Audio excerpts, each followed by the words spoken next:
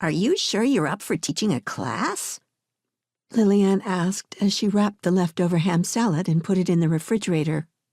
I'm a retired teaching assistant, and let me tell you, it's no picnic.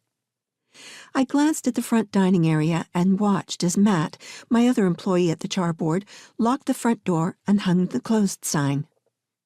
These would be adults, not children, and adults who really want to learn about designing charcuterie boards. In another year, Matt will be at Arizona State, and who knows how many spare hours he can give us. That leaves you, me, and Javi. Plus, Javi's in school, too. I'm hoping someone in my class shows enough promise and interest that I can offer them a part-time job. Ah, the real motive. I laughed. Yeah, it's quite mercenary. In that second, a purplish haze engulfed me, and it took all the restraint I had not to display any reaction in front of Lillian. Edith's raspy voice was like fingers on a chalkboard. One would think I'd be used to it by now, but apparently not. Mercenary, huh? Not to mention entertaining. I, for one, can't wait to see that sideshow. You'd better hope no one slices a finger off. Is your business insurance paid up? Not now, I whispered. Not now what? Lillian asked, unaware that the ghostly presence of food critic Edith Ellery hovered nearby. Oh, just thinking out loud. We shouldn't make any more ham salad right now. Lillian shrugged. Uh-huh. We've got enough to get us started tomorrow. Then Edith again. Did you do any background checks on the people who signed up?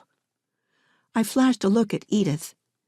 I'm not doing any background checks on the 6 interested adults, all of whom paid in advance. I don't see why you would. Lillian moved to the sink and rinsed off a bowl that was in the sink. I mean, it's not as if this is a government job or anything. What's a government job? Matt walked into the kitchen and grabbed a broom. You'll know where to find me, in the dining room sweeping up crumbs. Just talking about jobs in general, Lillian said. We're glad we don't work for the government. I suppose. Matt took off for the dining room, and I made a mental note to not respond to Edith. Trust me, it wasn't easy.